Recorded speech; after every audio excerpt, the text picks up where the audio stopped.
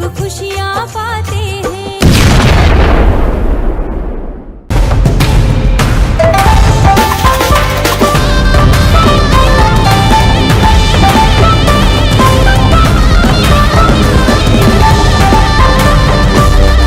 और जहां श्रद्धा और ज्ञान है वहीं भक्ति है, और जहां भक्ति है वहीं वैराग्य है, और जहां भक्ति ज्ञान वैराग्य सब एक साथ हैं वहीं भगवान आएगा, वहीं भगवान आएगा।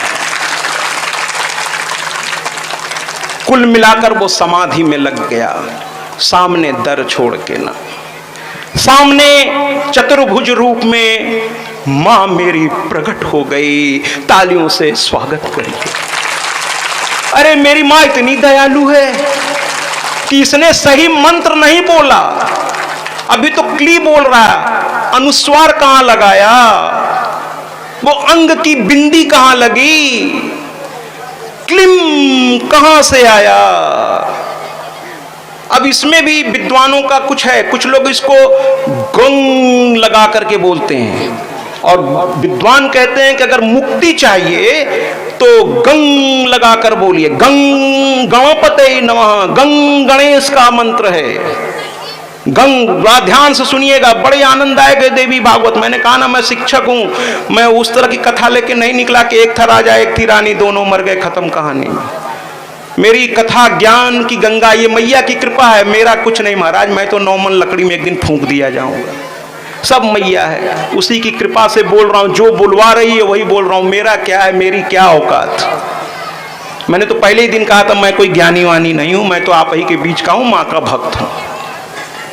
तो जो कहते हैं कि क्लिम, तो अब ग लगा कर अगर आप इसको बोलेंगे तो विद्वान कहते हैं इसे मुक्ति मिल जाएगी, क्लिंग। और जो कहते हैं जो धर्म अर्थ काम और मोक्ष चारों चाहते हैं वो उसमें क्लिम म लगाइए, हलंत क्लिम। लेकिन ये तो न क्लिम कह रहा था न क्लिंग कह रहा था, ये तो क्ली क्ली क्ली क्ली कह रहा था। और मेरी मां को तालियों से स्वागत करिए कि केवल क्ली क्ली कहने पर मेरी मां प्रकट हो गई। अगर पूरा सही मंत्र पढ़िए तो मां की कृपा और कितनी आएगी। साधना तो करो बच्चों, साधना तो करिए, मेरी मैया तो आतुर है आपकी मदद करने के लिए। अरे हम ही उसको ठीक से नहीं बुलाते। एक हल्का सा क्ली कहने से अगर मां आ सकती है, तो अगर ठीक से गुरु की देखरेख में अगर इस मंत्र का उच्चारण किया जाए तो क्या गजब हो सकता है महाराज। तो क्ली हुआ और मां आ गई, और वो बच्चा मां को जब देखा, इतनी सुंदर प्यारी सी मां मेरी, इतनी मनमोहक स्वरूप इसका कि इसको देखते ही लगता है कि बस अब कुछ और नहीं चाहिए, मेरी नजरों के सामने ही रहना वो शेरों वाली जगदम्बे। लेकिन यहाँ पर अभी ये गीत नहीं बजेगा क्योंकि वो समाधि वैसे के समय है। फिलहाल तो ये सुदर्शन रोने लगा माँ को देखकर, और कुछ ये कह पड़ा। क्या कह पड़ा? ओदर छोड़ के जाऊंगा न मैया, कभी तो नैया पार करोगी। ओदर छोड़ के जाऊंगा न मैया, कभी तो नैया पार करोगी। ओदर छोड़ के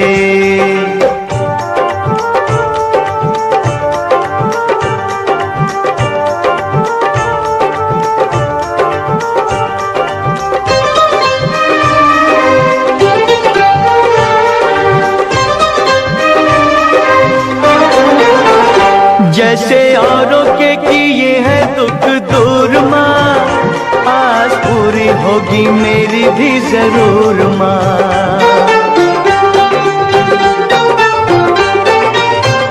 जैसे औरों के किए हैं दुख दूर माँ, आज पूरी होगी मेरी भी जरूर माँ। हो मेरे सपने भी, हो मेरे सपने भी हो के दयालु माँ तुम्हें साकार करोगी। ओदर छोड़ के जाऊंगा न मैया, कभी तो नैया पार करोगी। जो भी लेना मैंने लेना तेरे द्वार से, तेरे होते क्यों मैं मांगू संसार से।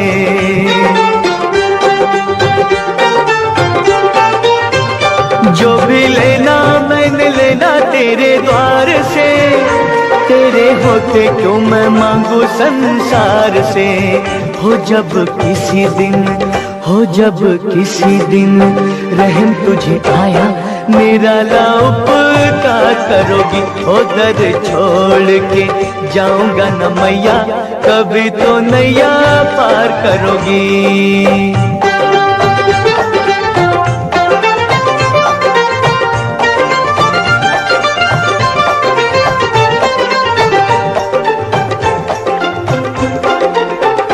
दूर भक्तों से मैया रह न पाओगी, आज दुखी हो तो कल मान जाओगी। दूर भक्तों से मैया रह न पाओगी, आज दुखी हो तो कल मान जाओगी।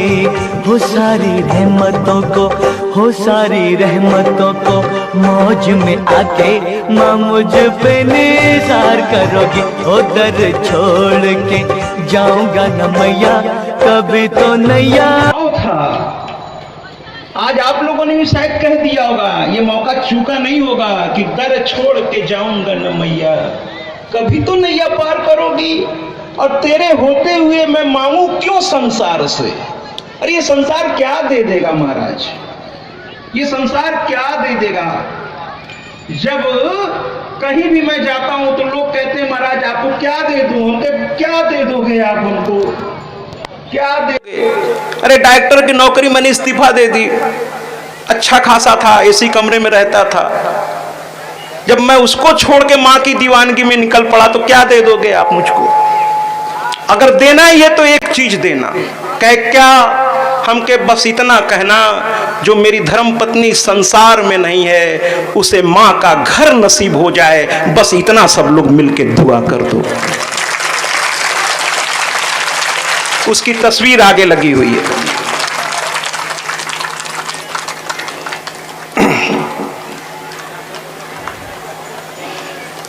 तो कहने का तात्पर्य है, मां प्रकट हो गई। मां ने कहा अरे बच्चे घबराओ नहीं, अब तुम्हारे दुख के दिन दूर होने वाले हैं। अभी एक रथ आएगा, उस रथ पर बैठना और तुम उस रथ वाले से कुछ कहना नहीं, वो तुम्हें लेके जाएगा, क्योंकि वो रथ मैं भेज रही हूं। मां जब मदद करती है तो आप समझ नहीं पाते, मां आपकी मदद हर कदम पे करती है महाराज। जैसे अभी देखिए प्रयागराज से उस महाकुंभ में इतनी भीड़ है कि एसी बोगी भी जनरल बोगी बनी थी, लेकिन मेरे सीट पर कोई नहीं बैठा, जबकि एसी बोगी भी जनरल बोगी की तरह इतनी भीड़ आ रही है महाकुंभ के नाम पे कि लोग भरे पड़े हैं ट्रेन में। लेकिन वो मेरा वस्त्र या मैया की ही कृपा है, सब कहने इनके सीट को मत डिस्टर्ब करो। तो माँ तो हर कदम पे कृपा करती है, हम समझते नहीं है ना। आप किसी सुनसान जगह पे खड़े हैं, कोई यातायात नहीं मिल रहा, अचानक से कोई आएगा, आपको कहाँ जाना है, तो ये मैया का ही भेजा कोई है। मैया स्वयं थोड़ी, इतने भी बड़े भक्त अभी हम लोग नहीं बने कि मैया तुरंत आ जाएगी। मैया किसी को भेजेगी आपकी मदद के लिए। आप पहचानिए को मैया का ही भेजा हुआ कोई व्यक्ति है। मैं जब यहाँ चला तो मुझे नहीं मालूम था कि यहाँ कौन कौन है, कौन लोग नहीं है। मैं तो बस माँ का नाम लेके माँ को आगे करके कहीं भी चला जाता हूँ। भारत के किसी भी कोने में लोग बुलाते हैं और अगर मेरे पास डेट है तो मैं डेट दे देता हूँ, फिर उसी डेट पर है ना आयोजक टिकट भेजता है तो फ्लाइट से या ट्रेन से मैं पहुँच जाता हूँ। और मुझे पहुँचते समय नहीं पता होता कि वहाँ के आयोजक कैसे हैं, लेकिन सभी ने आज तक मुझे बहुत प्यार दिया, बहुत आदर दिया। चलते समय सब रोने लगते हैं, मेरी भी आंखों में आंसू आ जाता, कहते हैं महाराज जब तक आप रहे बड़ा आनंद आया। तो चलते समय नहीं पता होता वहां कौन, लेकिन जैसे यहां भी नहीं, लेकिन जब मैं आया तो देखा यहां बहुत अच्छे लोग हैं, बहुत प्यार है। जब से मैं आया हूं प्यार ही प्यार मिल रहा है मुझे तो कोई कमी नहीं है, मुझे तो कोई दिक्कत नहीं है। तो माँ की कृपा हर जगह होती है, बस महसूस तो करिए महाराज। तो मैया ने कहा एक रथ अभी आएगा, उस पर आप तुम बैठ जाना और उस रथ में सारे अस्त्र शस्त्र होंगे और तुमको लेकर वो काशी की ओर जाएगा। और देखिए माँ का भक्त, उसने नहीं पूछा काशी क्यों जाना है, क्या करना है, कुछ नहीं। माँ बाप से प्रश्न नहीं पूछे। माँ बाप जो कह दें बाबूजी जो आपको आज्ञा दे दे, बस जी बाबूजी करना है, जी बाबूजी। मत पूछिए अपने माँ बाप से, क्रॉस क्वेश्चन मत करिए कि कहाँ जाना कह रहे हो। पुत्र वो है जो पिता जो कह दे बस करिए, पिता आपके भले के लिए ही कहेगा महाराज। एक संसार में पिता ही तो है, माँ ही तो है जो आपकी तरक्की पर खुश होकर सीना फूल। अगर आप आईएएस बन गए तो आपके पिताजी उस दिन नई धोती निकाल कर पहनेंगे और पूजा पाठ करके प्रसाद लेके पूरे गांव में घूम घूम के कहेंगे हमारा लड़का आईएएस हो गया। तो आपकी तरक्की पर अगर सीना तान कर घूमता है कोई तो उसका नाम ही है पिता, पिता, पिता। बाकियों को तो ईर्ष्या भी हो सकती है, अरे ये तो बन गए अब हमारा क्या होगा, ठीक है, लेकिन पिता ही है जो जिंदगी भर तकलीफ झेला। आप और कल को अगर आप आईएएस बनकर उस पिता को भूल जाएंगे कि अरे ये तो किसान हैं, तो फिर आप लानत है आप पर, लानत है आप पर। कुल मिलाकर के महाराज वहां पर सुदर्शन चल पड़ा, उसकी मां भी उसके साथ चल पड़ी। और एक सुबाहु नाम के वाराणसी में राजा थे, काशी वाराणसी, और दुर्गा श्रीमद देवी भागवत, ये कपोल कथा नहीं है महाराज, मैं प्रमाण दूंगा, मैं शिक्षक, मैंने बिना प्रमाण के मैं बोलूंगा ही नहीं। आज भी वो स्थान काशी में है, मैं भी उस जगह पे आपको परिचय कराता हूँ। काशी में अभी बनारस जाइए, वाराणसी जाइए, काशी जाइए, जिस भी नाम से उसको पुकारिए, वहाँ एक स्थान है दुर्गा कुंड। आप लोग गए होंगे तो दर्शन भी किए होंगे। वहाँ माँ दुर्गा की स्वयं प्रकट मूर्ति है और वहाँ संगमरमर पर लिखा है कि राजा सुबाहु ने माँ को पूरी कथा जो मैं बता रहा हूँ छोटे में वहाँ लिखा है, और वो धीरे धीरे वो कथा आप आगे बढ़ रही है तो पहुँचेंगे हम लोग वहाँ तक। तो राजा सुबाहु थे, उनकी पुत्री थी शशिकला। रात में माँ ने उसे दर्शन दिया, वो भी अभी मात्र, लड़का भी 16-17 साल का था, ये लड़की भी अब थोड़ी बड़ी होकर 16 साल की हो गई थी, दोनों 16-17 साल के थे, अभी युवा थे। माँ ने दर्शन दिया, कहा पुत्री, ये भी माँ की बड़ी भक्त थी, हाथ जोड़ के बैठ गई। वो कहते ना महाराज, चूड़ियां यहाँ बनती हैं, जो माताएं पहनती हैं चूड़ियां वो यहाँ बनती है, लेकिन जोड़ियां वहां बनती है, जोड़ियां वहां। जब कोई लड़का जन्म लेता है उसके कुछ दिनों बाद उसकी होने वाली धर्मपत्नी भी कहीं ना कहीं जन्म ले लेती है। ये संसार है, बस हालात और परिस्थिति, जब वो कालखंड आएगा तो वो मिलन हो जाएगा हर पुत्री के लिए। इसीलिए कभी दामाद ढूंढने में दिक्कत हो या बहू ढूंढने में परेशान मत होइए, उसके लिए अगर कोई है तो संसार में है, बस उसको खोजना है। बस आपको वो भगवान से लिखवा के लाई है अपने कर्म के अनुसार, बस उस तक आपको पहुंचना है, वो कालखंड आपको पहुंचा देगा। इसलिए ज्यादा परेशान ना होइए कि दामाद अच्छा नहीं मिल रहा है, वो मिलेगा जो उसके भाग्य के अनुसार ही मिलेगा, जो उसने कर्म किए होंगे उसी अनुसार मिलेगा। इसी तरह बहू भी मिलेगी। तो कुल मिलाकर के माँ पर कहने लगी कि तुम जो है, हमारा पुत्र आ रहा है सुदर्शन, तुम दोनों की जोड़ी मैंने बनाई है, तुम दोनों एक दूसरे के लिए ही जन्म लिए हो, अब तुम उसी से विवाह करना और वो आगे चलकर अयोध्या का नरेश बन जाएगा, क्योंकि वो उन्हीं का पुत्र है। उसने कहा जैसा माँ, देखिए माँ की भक्ति ऐसी, उसने भी प्रश्न नहीं पूछा, उसने कहा जैसी आज्ञा माँ। इसके बाद वो सुबह उठी, अपने माँ के चरणों को पकड़ा और कहा माँ, आज माँ सपने में आई थी और कहने लगी कि मेरा पति जो है आ रहा है, उसके स्वागत की तैयारियां आप लोग करो। तो कही बिटिया कौन है? तो कही सुदर्शन, अयोध्या नरेश का लड़का, सबसे बड़ा। तो माँ दौड़ती हुई अपने पति के पास गई, सुबाहु राजा के पास जो काशी के नरेश थे, कहने लगी बिटिया ऐसे ऐसे बोल रही है। तो कहने लगे अरे वो सुदर्शन, अरे उसको तो राज्य से निकाल दिया गया है, वो तो कंगाल हो गया है। और कोई पिता अपनी लड़की का हाथ किसी कंगाल के हाथ में नहीं देना चाहता। हर बाप का कलेजे का टुकड़ा होता है उसकी बिटिया, वो चाहता हमारी बिटिया जहाँ जाए सुखी रहे, उसको कोई कमी ना हो। कोई पिता अपनी ओर से गलत हाथ में किसी को नहीं देना चाहता। ये तो बिटिया के कर्म हैं, अगर उसके कर्म अच्छे नहीं है तो आप लाख कोशिश करिए, उसके अगर भाग्य में लिखा के वही कर्म उसने कर रखा उल्टा सीधा, तो क्या करिएगा आप? लेकिन पिता अपनी ओर से कभी किसी बच्ची को किसी गलत हाथ में नहीं देना चाहते। इसीलिए विवाह से पहले लोग पता करते हैं कि ये नशा तो नहीं करता। जो लोग केवल दौलत देख के अपनी बेटियों की शादी करते हैं, मैं हाथ जोड़ के कहता हूँ कि खेती मत देखिए, घर मत देखिए कि कितना बड़ा है, गैठो गाड़ी खड़ी है, कितने लोग इनको प्रणाम करते हैं। अरे जिस लड़के से उसका विवाह करना है उसके चरित्र को देखिए महाराज, चरित्र को देखिए। क्योंकि अगर वो नशा करके रोज आकर अगर आपकी बिटिया को पीटना शुरू किया तो क्या करिएगा उस घर का, उस खेती का और उस गाड़ी का, क्या करिएगा?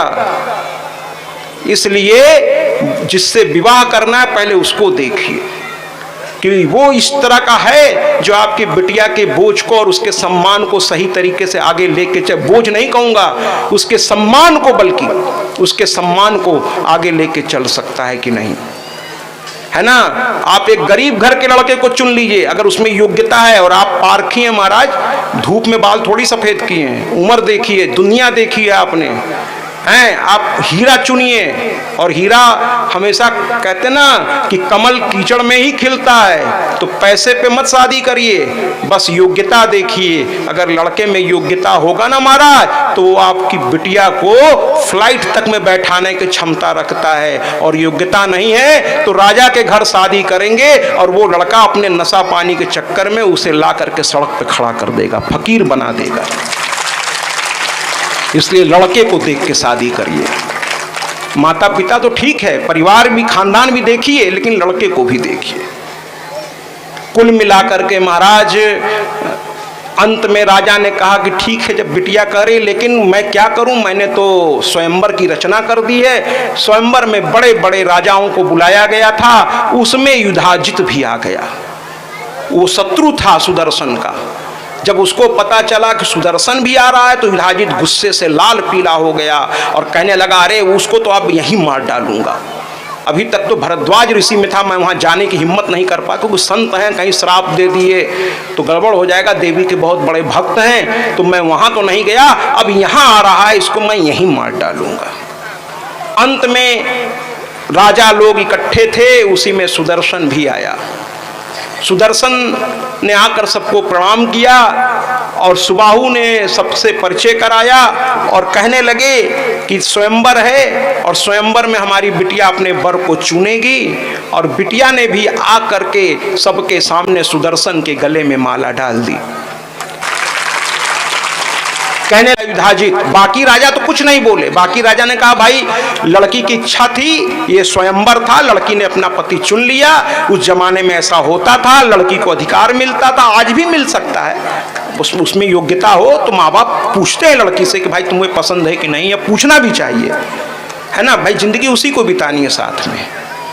तो कुल मिलाकर के लड़की ने चुन लिया। बाकी राजा ने कहा अब खेल खत्म, चलो अब चला जाए। तो कहने लगा नहीं नहीं नहीं। युधाजित ने कहा अरे ना ना ना ना, इतनी सुंदर लड़की और काशी नरेश की लड़की, ये तो मेरा हर चीज दुष्ट आदमी न छीनना चाहता है। दुष्ट की यही पहचान है, योग्यता हो न हो हमें चाहिए, हमें चाहिए, हमें चाहिए। यहां पर भी वही स्थिति हो गई। युधाजित ने कहा ना ना, जैसा अयोध्या का नरेश हमने अपने नाती को बनाया, ये विश्व की सबसे सुंदर कन्या है, ये भी मेरी नाती शत्रुजीत को ही मिलेगी। किसी की मजाल हो तो ले लो। और कह के फिर वो तलवार तान के खड़ा हो गया। दुष्ट आदमी की हालत यही है, फिर तलवार तान के खड़ा हो गया, तलवार तान कर खड़ा हो गया।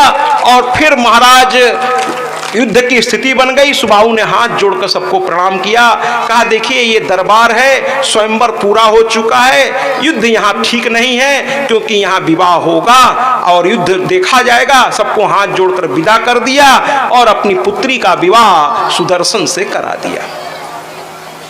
कराने के बाद सुदर्शन ने कहा, उसके सुबाहु ने कहा कि तुम मेरे पास ही रहो, क्योंकि बाहर राजा डेरा डाले बैठे हैं, जैसे ही तुम बाहर निकलोगे तुमको मार के हमारी लड़की और जो तुमको हम सब दे रहे हैं दहेज में वो सब छीन लेंगे, तुम अकेले क्या करोगे। लेकिन माँ के भक्त की बात सुनिए, वो कहने लगा कि मैं आपको अकेला दिख रहा हूँ, लेकिन वास्तव में मैं अकेला नहीं हूँ, क्योंकि हरदम मेरी जगदम्ब मेरे साथ रहती है। आप चिंता मत करो, सिंह पर सवार वो मेरे आगे आगे चलती है। बस आपने विवाह कर दिया, अब आपके पुत्री की जिम्मेदारी मेरी है। कल तक ये आपकी पुत्री